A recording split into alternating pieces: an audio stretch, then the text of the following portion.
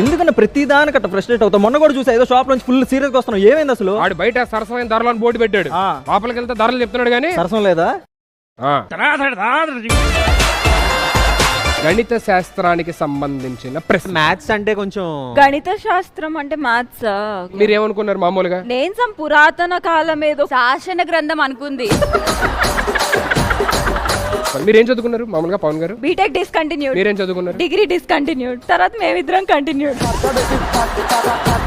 27,000. ఆగండి, ఇంకా నేను ఇంకో క్లూ ఇవ్వలేదు. 5,000 పెంచితే ఒక క్లూ ఇస్తారు, 10,000 పెంచితే 2 క్లూలు ఇస్తారు. నువ్వు చెప్పావు కాబట్టి అర్థమైంది, ఆయన చెప్తే ఏం అర్థం కాల. ఇలాంటి చూడడానికి దేవుడా నన్ను ఇక్కడ పెట్టాను.